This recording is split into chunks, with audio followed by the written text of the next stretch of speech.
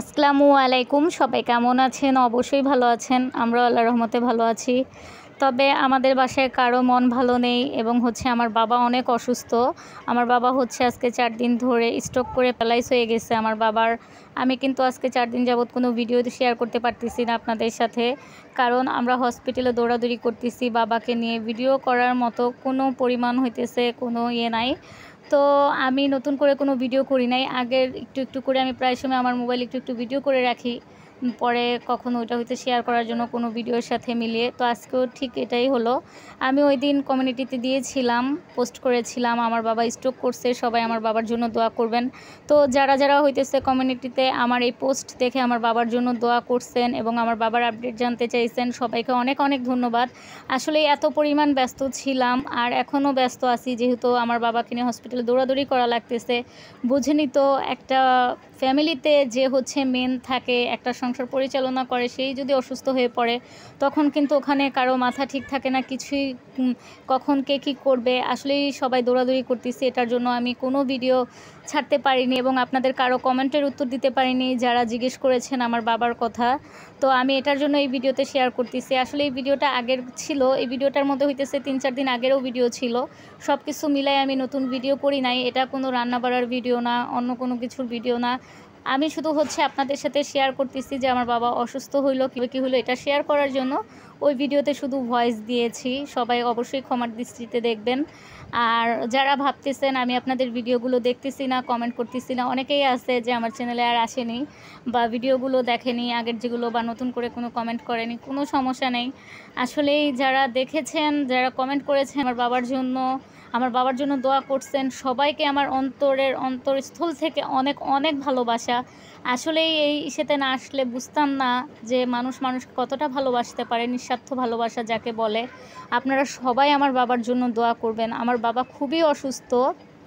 আমার বাবা স্ট্রোক করার পরে প্যারালাইজ হয়ে গেছে বাবার বাম পাশ পুরাটাই, একদম পা থেকে পুরো মাথা পর্যন্ত। আমার বাবার হাত পা কোনো কাজ করে না। আপনারা সবাই দোয়া করবেন মহান আল্লাহ তাআলা যেন আমার বাবাকে সুস্থ করে দেয়। ডাক্তার বলছে কমপক্ষে 6 মাস লাগবে বাবা সুস্থ হতে। তো ইনশাল্লাহ অবশ্যই আমি কালকে বাবার ভিডিও আপনাদের সাথে শেয়ার করব। আসলে এত পরিমাণ ব্যস্ত হয়ে গেছিলাম হসপিটালে, এখানে একবার ওখানে একবার যাওয়া লাগে, আবার বাইরে যাওয়া লাগতেছে। ওখানে গিয়ে যে ভিডিও করব ওরকম কোনো মাথায় কাজ করতেছিল না। তো কালকে বাবার অনেক পরীক্ষা নিরীক্ষা যেগুলো আমরা করাইছি সব কিছু রিপোর্ট দিবে। আপনারা সবাই দোয়া করবেন যেন রিপোর্টটা ভালো আসে। আমরা বাবার চিকিৎসা করাইতেছি নিউরোসায়েন্সে, আগারগাঁও নিউরোসায়েন্সে। তো সবাই দোয়া করবেন যেন আমার বাবা সুস্থ হয়ে যায়। আপনাদের সবার কাছে আমার অনুরোধ রইল। আসলে এই বাবা আগে কখনো এভাবে তো অসুস্থ হয়ে পড়ে নাই। বাবা সুস্থ মানুষ। বাবা কাজে গেছে। কাজে বলতে আমাদের গুলশান নগদা এলাকায় বাবার একটা শোরুম আছে। আমার বাবা ডিজাইন মাস্টার। তো প্রতিদিনই আমার বাবা যায় ওখানে, বাবার লোক দিয়ে বাবা কাজ করায়। বাবার অনেকগুলো কারিগর আছে, ওখানে অনেক আঙ্কেলরা বাবার সাথে কাজ করে। বাবা শুধু ডিজাইন করে দেয়। তো ওইখানে যারা আছে ওইখানকার মানুষেরই কাজ বাবা করে। তো প্রতিদিন আমার বাবা হুন্ডা নিয়ে যায়। আর যেদিন বাবা স্ট্রোক করলো এর আগের দিন বাবার হুন্ডাটা নষ্ট হয়ে গেছিলো।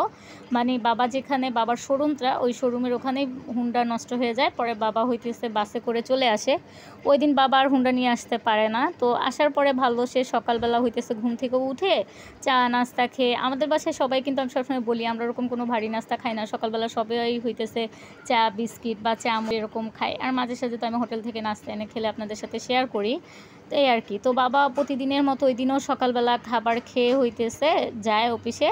তো যাওয়ার কিছুক্ষণ পরে বাবা যেহেতু আমাদের মিরপুর থেকে বাবার অফিসটার সামনেই, তারপর যেহেতু বাবা হুন্ডায় গেলে একটু আগে যেতে পারে, তো ওই দিন একটু দেরি হয়েছিল, বাসে করে গেছে। যাওয়ার কিছুক্ষণ পরেই আমাদের কাছে ফোন আসে, বাবার হাত পা নাড়তে পারতেছে না, কেমন লাগতেছে। তো আমি কিন্তু আগে আপনাদেরকে বলেছি, আমি কিন্তু এটা নতুন ভিডিও করিনি, আগের ভিডিও ছিল। একটু করে ওই দিন সিজদামণির বেস্ট ফ্রেন্ডের বাসা থেকে সিজদামণির জন্য খাবার দিছিল সিজদামণির বেস্ট ফ্রেন্ডের আম্মু, রাইসার আম্মু ভাবি। তো আমি একটু ভিডিও করে রেখেছিলাম, ভেবেছিলাম আপনাদের সাথে পরে শেয়ার করব। আসলে সেটা তো শেয়ার করা হয়নি। তো এখন যেহেতু আমি নতুন ভিডিও করি নাই, আগের ওই ভিডিওগুলোই আমি শুধু আপনাদেরকে জানানোর জন্য আমি কি কারণে ভিডিও দিতে পারতেছি না, আমার মনের অবস্থা তো সবাই বুঝতেই পারতেছেন কেমন। ওই ভিডিওর মধ্যে আমি শুধু ভয়েস দিতেছি। তো যেটা বলতেছিলাম যে বাবা পরে ওখানে যাওয়ার পর ফোন আসে যে বাবা অনেক অসুস্থ হয়ে পড়েছে।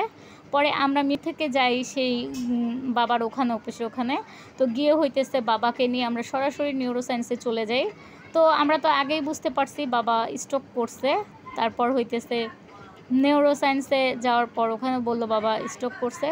তারপর হচ্ছে আমরা বাবাকে করাই কি বলে এই সিটি স্ক্যান দেয়, আরও অনেক পরীক্ষা নিরীক্ষা দেয়। দেওয়ার পর হইতেছে বলল তার 6 মাস লাগবে, সে স্ট্রোক করছে। আসলেই বাবা কিছুদিন যাবৎ প্রচুর পরিমাণ টেনশনে ছিল, অনেক কিছু নিয়ে, কাজ নিয়ে আর অনেক কিছু নিয়ে। তো সব কিছু মিলাই ঝিলে বাবা স্ট্রোকটা করার পরে বললামই তো প্যারালাইজ হয়ে গেছে।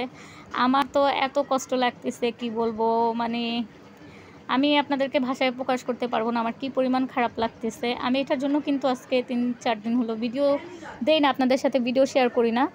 তারপরে হচ্ছে আমার আম্মু এর আগে 2বার স্ট্রোক করছে, একবার হার্ট অ্যাটাক করছে। আমার আম্মুও অসুস্থ, তারপর বাসায় হইতেছে আমি অসুস্থ। আপনারা কম বেশি যারা আমার ভিডিও দেখেন সবাই কিন্তু জানেন আমার কিডনিতে লিভারের সমস্যা। আমার কিছুদিন যাবৎ আমার পেট প্রচুর ফুলে গেছে, পা ফুলে গেছে, লিভারের সমস্যা বাড়ছে, কিডনির সমস্যা বাড়ছে।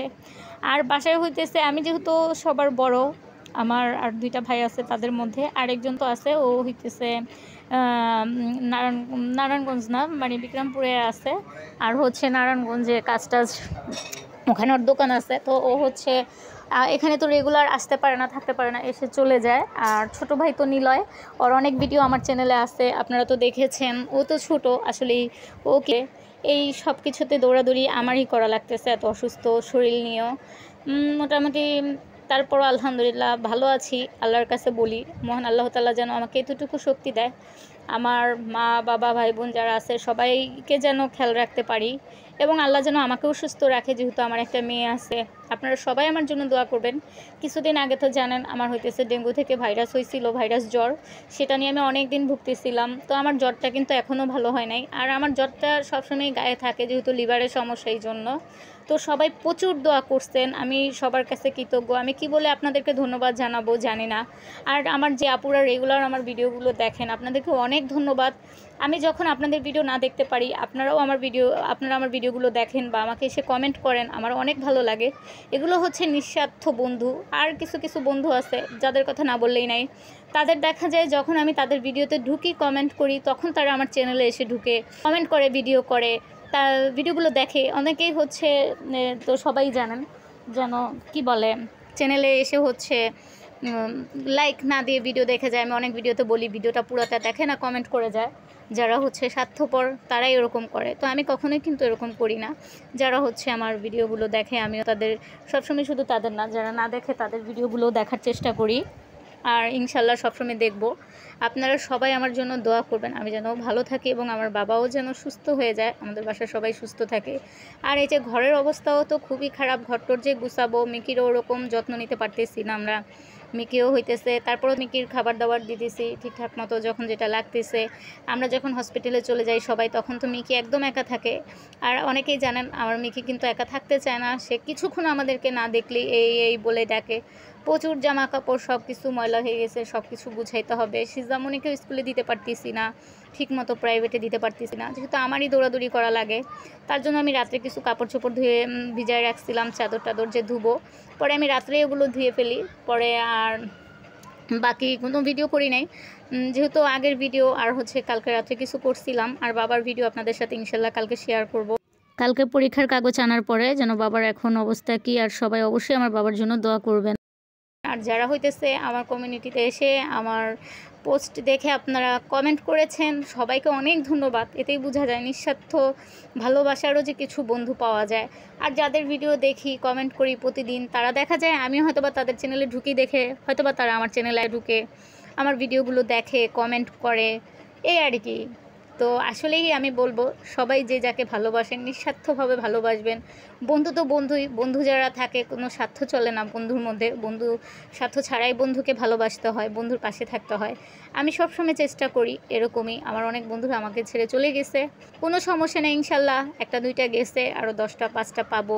আমার বাবা সুস্থ হবে, আবার আমি সবার ভিডিও, শুধু আবার না, আমি ইনশাল্লাহ আজকে থেকে আবার সবার ভিডিও দেখব।